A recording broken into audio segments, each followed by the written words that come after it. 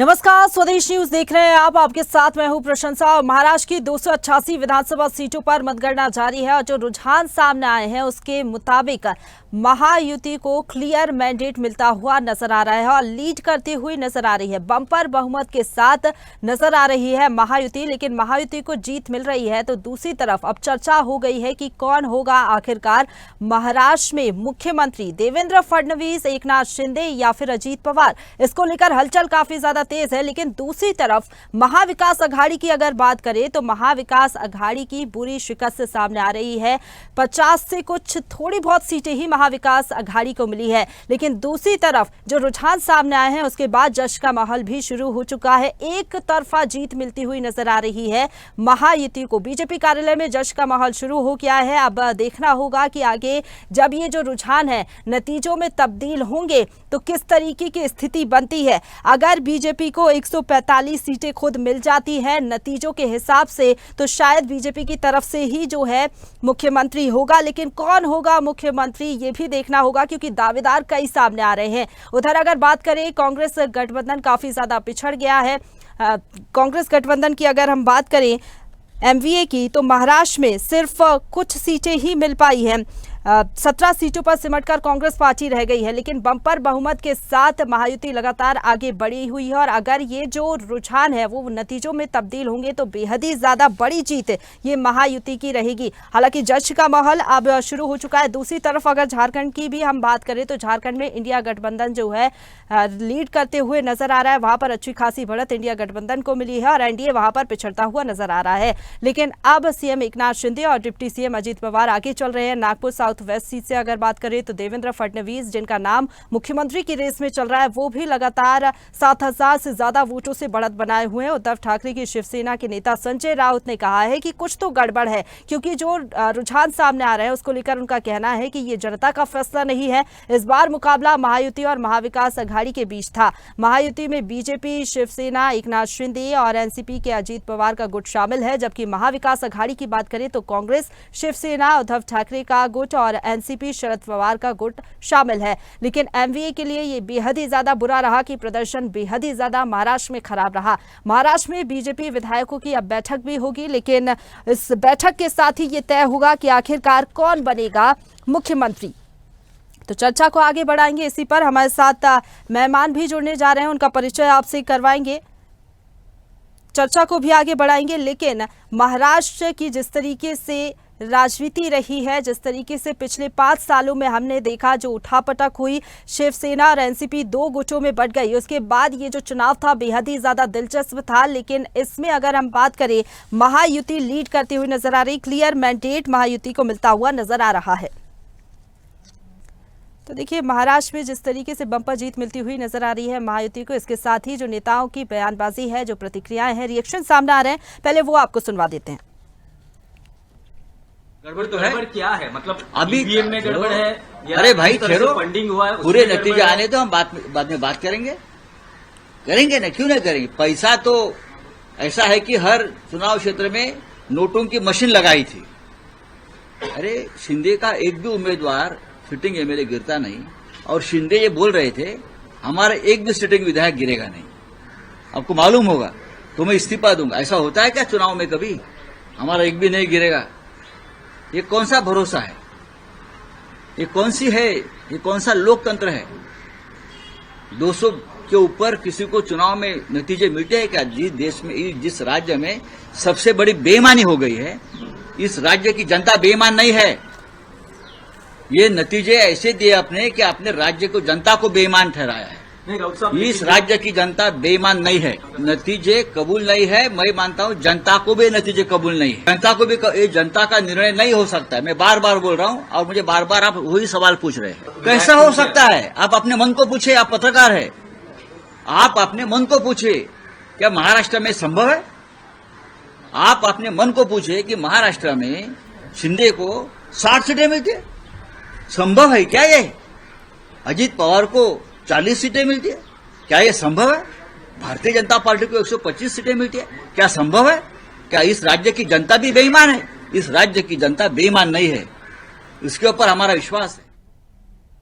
ये तो अभी झांकी है, लोकसभा बाकी है। ये मोदी जी के नेतृत्व में महाराष्ट्र का जो डेवलपमेंट हुआ है उसका नतीजा है। हम सच्चे लोग हैं और सच्चे लोग का ये सच्ची विजय है, झूठी विजय नहीं, ये सच्ची विजय है। और जो लोग महाराष्ट्र का नाम बदनाम कर रहे हैं उसको हमने बिछा दिया और मोदी जी के वजह से हम महाराष्ट्र में चुनाव जीते। ये हमारे महाराष्ट्र के लिए बहुत बड़ी जीत है। लोगों को मैं बहुत बहुत धन्यवाद देता हूँ और हमारे मोदी जी के नेतृत्व में, गृह मंत्री अमित शाह जी के नेतृत्व में, जेपी नड्डा।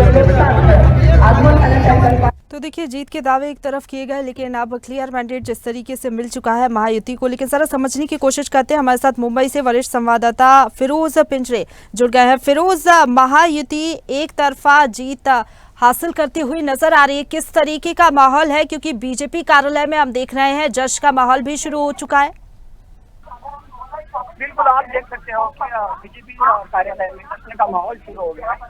लोकसभा चुनाव में जो हुआ था उससे सबक लेते हुए विधानसभा चुनाव में बीजेपी और महायुति ने जो काम किया है उसका रिजल्ट अभी दिखते हुए मिल रहा है।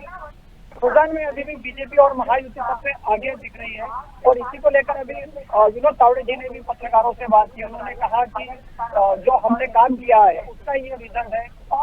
लाडली बहन योजना होगी या किसान सम्मान योजना होगी, उसका हमें फल मिला हुआ है। ताकि असली नकली की जो जंग थी, वो असली नकली की जंग में एकनाथ शिंदे ने जो शिवसेना संभाली है वही असली शिवसेना, इस पर जनता ने मोहर लगा दी है, ये दिख रहा है। बिल्कुल फिरोज, कौन कौन नेता अभी वहां पर पहुंच गए हैं? बीजेपी कार्यालय में किस तरीके की हलचल है? क्योंकि कार्यकर्ताओं ने तो जश्न मनाना शुरू कर दिया है। अभी राष्ट्रीय महासचिव विनोद तावड़े जी अभी बीजेपी कार्यालय में पहुंचे हैं। कुछ छोटे मोटे नेता भी अभी पहुंचना शुरू हो गए, कार्यकर्ता सवेरे से ही पहुंचना शुरू हो गए थे। बिल्कुल फिरोज, ये भी हम देख रहे हैं कि लीड मिलती हुई नजर आ रही है महायुति को। सबसे ज्यादा सीटें बीजेपी को मिली है। दूसरी तरफ अब चर्चाएं हो रही है मुख्यमंत्री को लेकर कि ये मुख्यमंत्री आखिरकार कौन होगा, लेकिन दावेदार कई नजर आ रहे हैं। क्या लग रहा है कि मुख्यमंत्री को लेकर आगे जाकर पेच फंस सकता है क्या? क्योंकि बीजेपी विधायकों की बैठक भी बताया जा रहा है इसके बाद होनी है। बिल्कुल, बीजेपी विधायकों की बैठक शुरू होने वाली है कुछ ही देर में और इस बैठक में ही अगला मुख्यमंत्री कौन होगा इस पर फैसला लिया जाएगा। मगर जिस तरह से एकनाथ शिंदे को और अजित पवार को जिस तरह से मुख्यमंत्री और उप मुख्यमंत्री दिया गया था, तो अभी बीजेपी बड़ी पार्टी होने की वजह से मुख्यमंत्री का दावेदार बीजेपी से देखा जा रहा है। बिल्कुल, ये भी बताया जा रहा है कि देवेंद्र फडणवीस से मिले हैं बीजेपी अध्यक्ष। इसके बाद चर्चाएं तेज हो गई हैं कि क्या देवेंद्र फडणवीस होंगे मुख्यमंत्री के प्रमुख दावेदारों में माने जा रहे हैं, जिसको लेकर अभी प्रदेश अध्यक्ष से भी बात हो गई है। अमित शाह साहब है या फिर पंतप्रधान नरेंद्र मोदी जी, इनसे बात होने के बाद आज फैसला लिया जाएगा, इस तरह से विनोद तावड़े जी ने बताया है। चलिए ठीक है, फिलहाल बहुत शुक्रिया आपका हमारे साथ जुड़ने के लिए। लेकिन बीजेपी का पक्ष जरा जान लेते हैं, चर्चा को आगे बढ़ाएंगे। हमारे साथ बीजेपी प्रवक्ता कुशल कुंवर जी जुड़ गए हैं। बहुत स्वागत है आपका कुशल जी और बहुत बहुत शुभकामनाएं, क्योंकि जो रुझान सामने आ रहे हैं, बीजेपी सबसे बड़ी पार्टी बनकर उभर रही है। लेकिन दूसरी तरफ लीड तो मिल गई, लेकिन चर्चाएं हो रही हैं कि मुख्यमंत्री कौन होगा। क्या लग रहा है, बीजेपी की तरफ से ही होगा कोई मुख्यमंत्री, या फिर इस बार 2022 में जो सेक्रीफाइस किया था फिर इस बार सेक्रीफाइस करेगी पार्टी?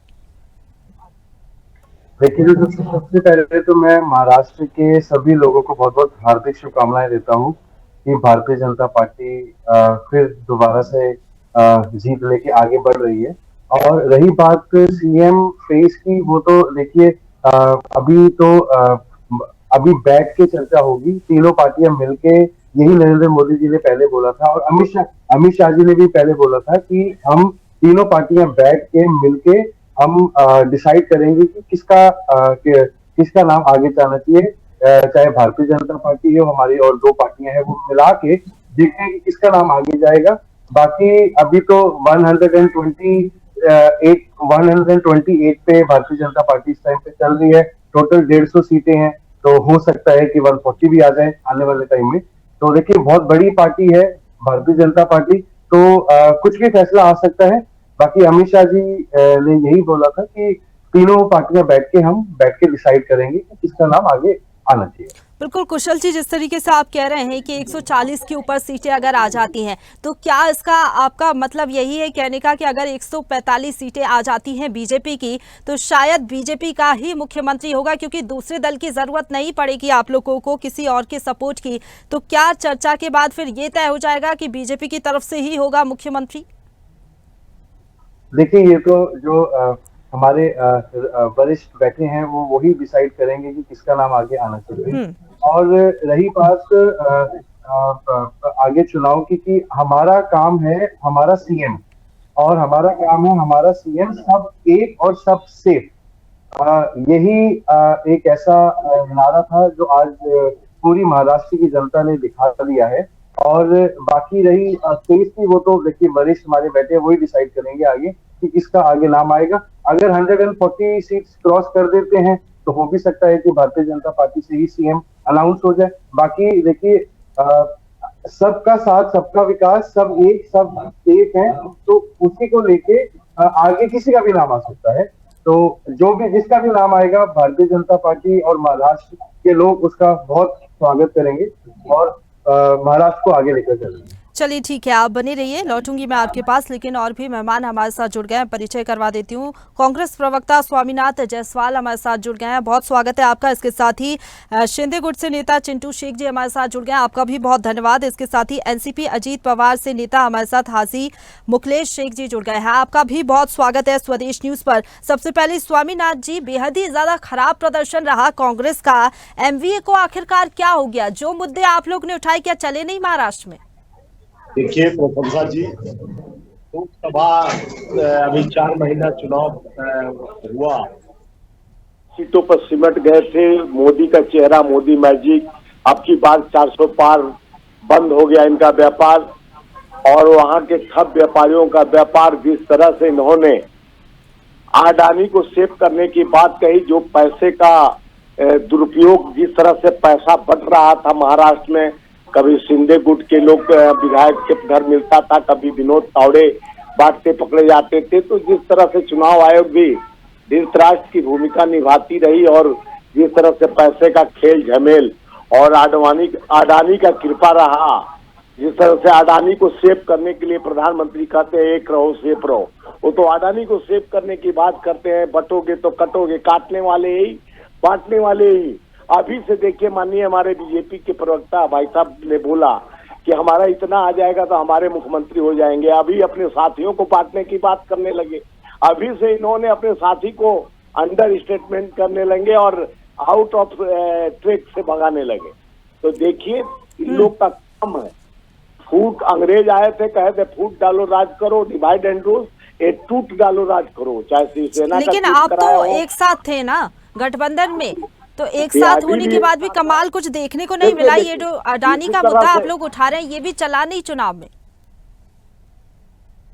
मुद्दा अभी आया है चुनाव के बाद, नहीं तो ये पहले आ गया होता अमेरिका वाली मुद्दा, तो देश का जनता समझ जाते। जिस अडानी को बैठा के विमान से यात्रा कराते हुए प्रधानमंत्री डीलिंग करने पहुंच जाते थे, अब कई देशों का डीलिंग खत्म होते जा रहा है अडानी के साथ। और देश का व्यापार, जिस तरह से उनके पर उपचार किया गया, देश के पैसा उनको जिस तरह से माफ कर दिया गया, किसानों का एंटी कमेंट्री, वहां बेरोजगारी, वहां के व्यवस्था को उठाकर गुजरात में शिफ्ट किया गया, जिस तरह से वहां के विकास को रोका गया और वहां के विकास को गुजरात में असेंबल किया जाना, यह महाराष्ट्र के लोगों के साथ जिस तरह से किसानों ने आत्महत्या, सोयाबीन के किसानों ने और प्याज के नासिक के किसानों ने, विदर्भ के किसानों की हत्या जितनी हुई है, आत्महत्या, 1-1 लाख 2-2 लाख का लोन चुकाने के लिए, यह दर्द और पीड़ा वहाँ का जनता। चलिए ठीक है, आप ये जो आरोप लगा रहे हैं इसका जवाब भी ले लेंगे। हालांकि जनता ने तो अपना जनादेश दे दिया, ये जो मुद्दे आप उठा रहे हैं ये चले नहीं है फिलहाल महाराष्ट्र में। जनता ने जनादेश दिया कि इनका खेल झमेल और जो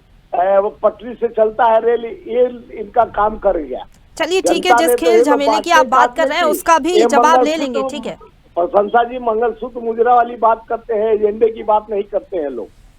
ये धर्म जाति की बात करते हैं, बांटने काटने की बात करते हैं, एक और सेब की बात करते हैं।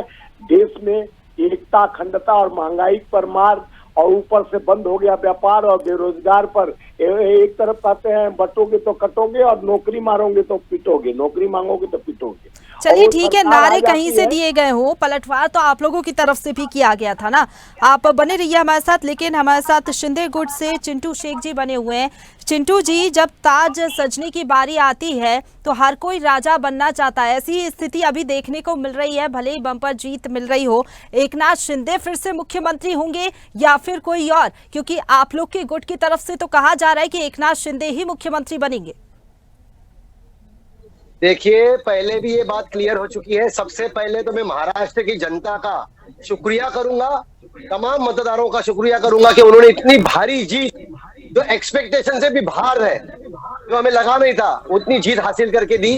तीनों पक्ष बैठेंगे, भाजपा, शिवसेना, अजीत दादा की एनसीपी, हम बैठ के फैसला करेंगे। कोई जल्दी नहीं है, मगर मुख्यमंत्री जो ये चुनाव लड़ा गया, जैसे अमित शाह जी ने बयान किया था, ये चुनाव लड़ा गया एकनाथ शिंदे जी के नेतृत्व में। तो हम चाहेंगे, हम शिवसेना के कार्यकर्ता है, हम चाहेंगे कि एकनाथ शिंदे जी बने। हम में कोई खींचतान नहीं है, कोई नहीं है।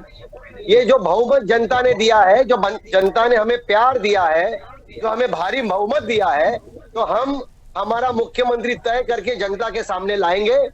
और जिस तरीके से अभी मुझसे पहले प्रवक्ता बोल रहे थे कि लास्ट टाइम जो लोकसभा में नैरेटिव चलाया इन्होंने, वो नैरेटिव चला नहीं। महाराष्ट्र की जनता बहुत समझदार है, बहुत होशियार है। पंतप्रधान नरेंद्र मोदी जी के, अमित भाई के और तमाम दलों के, अजीत दादा हो, एकनाथ शिंदे जी, हमारे जो भी कार्यकर्ता से लेके नेता तक, जो भी लोगों ने मेहनत की, हमारे कॉमन मैन एकनाथ शिंदे जी, चीफ मिनिस्टर ने हम कॉमन मैन बोलते हैं, 24/7 जो काम किया, जो देवेंद्र जी ने काम किया, उसके बदौलत हमें 200 पार जगह मिल रही है। आज तो अपनी रणनीति चेंज कीजिए। मैं महाविकास आघाड़ी को बोलूंगा, आज तो सुधर जाइए। 15 दिन पहले रिजल्ट डिक्लेयर किया था कि हम ही सत्ता में आएंगे। आज तो अपनी रणनीति चेंज कीजिए। कोई अडानी का नाम लेकर, कोई घोटाले का नाम लेकर आप जीत नहीं पाओगे। चलिए ठीक है। चिंटू जी, आप कह रहे हैं कि आप चाहते हैं कि एकनाथ शिंदे जी ही मुख्यमंत्री बने, लेकिन अक्सर हमने देखा है ये जो चाहत है राजनीति में यही खेल बिगाड़ देती है। चर्चाएं और भी हो रही है कई नामों को लेकर। अजीत पवार से गुट से हमारे साथ मुखलेश जी जुड़े हुए हैं। मुखलेश जी, आप भी इत्तेफाक रखते होंगे इस बात से कि राजनीति में अक्सर चाहत ही पूरा खेल बिगाड़ देती है, क्योंकि चर्चा तो अजीत पवार के नाम की भी हो रही है, उनको भी मुख्यमंत्री बनाया जाए, उनके समर्थक कह रहे हैं। क्या लग रहा है, बात बन पाएगी या फिर बिगड़ जाएगी? मेरी आवाज आप तक पहुंच रही है मैडम? हेलो, मेरी आवाज पहुंच रही है आप तक? जी। देखिए, कार्यकर्ता की चाहत हमेशा रहेगा अपने नेता के प्रति, क्योंकि अजीत दादा पवार साहब जो है वो काफी टाइम से मेहनत कर रहे हैं और सारे महायुति में हम मिलजुल के काम किए, उसका परिणाम हमारे सामने, जनता हमारे साथ है। वहाँ हमारी सरकार बनने जा रही महायुति की। तो ये अजीत पवार के कार्यकर्ता, मैं एक छोटा सा निष्ठावान कार्यकर्ता होने के नाते, सभी के मन में अरमान है, सभी के दिल में ये है कि अजीत पवार साहब ही मुख्यमंत्री बने, जैसे चिंटू शेख साहब ने बोला है अभी। तो ये हर कोई अपने नेता के बारे में बोलेगा, मैं भी बोलूंगा मेरे नेता मुख्यमंत्री बने, पर बनने के लिए तय किया जाएगा। अभी बैठक होगी, राजनाथ सिंह यहाँ मुंबई शहर में आ रहे हैं, जो भी तय होगा अच्छा तय होगा और तय होके हर कोई अपने अपने काम पे लगेंगे। और जनता जो हमें चुन के दिया है, जनता के भरोसे पे खरा उतरने का कोशिश रहा है, करते हुए आए हम लोग काम मिलकर। महायुति की सरकार जो है उनको गिराने के लिए, बदनाम करने के लिए, जो हम लाडली बहन योजना का अजीत दादा पवार साहब काम कर रहे थे, उसमें तरह तरह से लोग बदनाम कर रहे थे कि फॉर्म मत भरो, पैसा आने वाला नहीं है। और बहुत से किसानों के हित के लिए जो विकास कर रहे थे हमारी सरकार, उसके अंदर उनको भी भड़काने का काम किए। और संजय राउत साहब जहां जीतता है वहां पर चुनाव आयोग की बातें नहीं करता है। कश्मीर में देखिए, फारूक अब्दुल्ला के बेटे अभी उमर अब्दुल्ला बन गए, वहां की बातें नहीं करेगा। चुनाव आयोग के खाली जहां हारता है वही बातें होता है। तो ये गिल्ली डंडा खेलने वाले जो बच्चे होता है, उस बच्चे की तरह बात संजय राउत साहब कर रहे हैं कि हम आने वाले थे, करने वाले थे। इनके अंदर तालमेल, जो महाविकास आघाड़ी के, इनके तीनों के अंदर तालमेल ठीक नहीं है। हर कोई अपने आप को बड़ा नेता घोषित करने की कोशिश किया और कर रहे हैं। जनता उनके साथ नहीं है, जनता हमारे साथ है। महायुति की सरकार बनेगी और मैं मुबारकबाद देता हूं सभी को कांग्रेचुलेशन सब जनता के आभारी और सभी का शुक्रिया अदा करता हूँ जो फिर से हम सबको चुन के दिया। और हमारी पार्टी अजीत दादा पवार साहब सभी नेतागण जो भी आदेश होगा मोदी जी का, अमित शाह का, राजनाथ सिंह का और महाराष्ट्र के अंदर देवेंद्र जी का आदेश होगा, वही आदेश का पालन करेंगे। हम मिलकर काम करने वाले हैं। चलिए ठीक है स्वामीनाथ जी, विपक्षी दल तो यही कह रहे हैं जरा रणनीति बदलिए ना आप लोग। क्या अडानी का मुद्दा हर बार उठाते हैं, इसके साथ ही रणनीति में कोई बदलाव नहीं होता। जनता ने अपना जनादेश दे दिया है और संजय राउत जो कह रहे हैं कि ये जनादेश नहीं है। अगर झारखंड की बात करें तो वहां तो इंडिया गठबंधन जीत रही है ना, तो वहां पर ऐसी बातें क्यों नहीं की जाती? जहां पर हार होती है तो ईवीएम पर सवाल खड़े होने लगते हैं, लोकतंत्र पर सवाल खड़े हो जाते हैं, ऐसा क्यों? आपका नामी प्रशंसा है, लायक ये लोग नहीं है। जिस तरह से वहां पर भी वो एक जो पहले का भ्रष्टाचारी जिसको हेमंत विश्व शर्मा पर भ्रष्टाचार का आरोप था, जो मुख्यमंत्री वहां कैंप किए थे, शिवराज चौहान कैंप किए थे झारखंड में इन लोगों ने ये कहा था कि घुसपैठिया कई तरह का एजेंडा और नारा देने का काम किए। झारखंड का जनता विकास चाहती है, विश्वास करती है काम पर। इन लोग के बड़े वादे, वहां भी इनकी सरकार रही तो रघुवर दास का तो 1 रुपया गज जमीन अडानी को दे दिया गया। जिस तरह से महाराष्ट्र के धारावी का पूरा जमीन दे दिया गया अडानी को। जो चीज सच्चाई छुप नहीं सकती, बनावट के वसूलों से खुशबू आ नहीं सकती, नकली चेहरा नकली के फूलों से। जिस तरह से इन्होंने अडानी पे कृपा बरसाया प्रधानमंत्री जी, तो देश को पता चलना चाहिए देश उस विचारधाराओं पर चल रही है कि देश के एक पूंजीपति के लिए आप किसानों का हत्या करा रहे हो, मजदूरों का हत्या करा रहे हो। जिस तरह से देश को बेरोजगारी के उस सीमा पर ले जा रहे हो। आप ही बोल के आए थे 2 करोड़ नौकरी प्रति वर्ष देने का गारंटी दे रहे थे, 15 लाख खाते में लाने का गारंटी दे रहे थे। आज महाराष्ट्र के विकास, बीच में मत बोलो, हम आपके बीच में नहीं बोले थे। थोड़ा सुनने का धैर्य रखो, ज्यादा नेता मत बनो। जिस तरह से देश का लोकतांत्रिक संविधान है, उस संविधान में बटोगे तो कटोगे, एक रहो सेफ रहो। देश का प्रधानमंत्री का भाषण इस तरह का होता है। मंगलसूत्र मुजरा की बात करते हैं, धर्म जाति की बात करते हैं, एकता और अखंडता भाईचारे की बात नहीं करते हैं, देश के उन्नति प्रगति विकास की बात नहीं करते हैं, महंगाई को रोकने का बात नहीं करते हैं, रोजगार की बात नहीं करते हैं। बटोगे तो कटोगे, एक रहो। जिस तरह से धन बल का प्रयोग किया गया पूरा देश देखा। चुनाव आयोग जिस तरह से ब्लाइंड होकर महाराष्ट्र में चुनाव कराया ठीक है गया। स्वामीनाथ जी, अब वो वक्त तो चला गया, आपने जो मुद्दे उठाए वो चले नहीं। आप जिन बातों का जिक्र कर रहे हैं जनता ने उस पर ध्यान नहीं दिया। जनादेश तो अब आ चुका है, अब आप चाहे आरोप लगा लीजिए या कुछ भी कह लीजिए, लेकिन अब ये जो जनता का आदेश है वही सर्वोपरि रहेगा। एकनाथ शिंदे जो कि वर्तमान में मुख्यमंत्री हैं, वो क्या कुछ कह रहे हैं रुझानों को लेकर, पहले आपको वो सुनवाते हैं। आज मैं महाराष्ट्र के तमाम मतदाताओं को बहुत बहुत धन्यवाद देता हूँ, उनका अभिनंदन करता हूँ, क्योंकि ये विक्ट्री जो है ये लैंडस्लाइड विक्ट्री है। ये मैंने कहा था कि महायुति को थम्पिंग मेजोरिटी मिलेगी और इसीलिए मैं तमाम मतदाता जो है, मेरी लाडली बहनाओं को मैं धन्यवाद देता हूँ, लाडले किसानों को मैं धन्यवाद देता हूँ और लाडले हमारे भाई है, लाडले सीनियर सिटीजन है, सभी वर्ग जो है, सभी वर्ग को मैं धन्यवाद देता हूँ कि उन्होंने ऐसी विजयश्री प्राप्त कर दी है कि न भूतो न भविष्य तो ऐसी विक्ट्री जो इस बार मिली है, जो 2-2.5 साल हमारी महायुति ने काम किया है। ये महायुति ने जो काम किया है उसके काम के ऊपर ये जनता ने शिक्कामोर्तब किया है, काम को तवज्जो दिया है, प्राथमिकता दी है और इसीलिए महायुति को इतनी बड़ी जीत हासिल हुई है। इसलिए मैं महायुति के पूरे महाराष्ट्र की जनता को तो धन्यवाद देता ही हूँ, उनका स्वागत करता हूँ, लेकिन महायुति के सभी कार्यकर्ताओं को भी धन्यवाद देता हूँ। उन्होंने जो काम किया है बहुत ही बढ़िया काम किया है।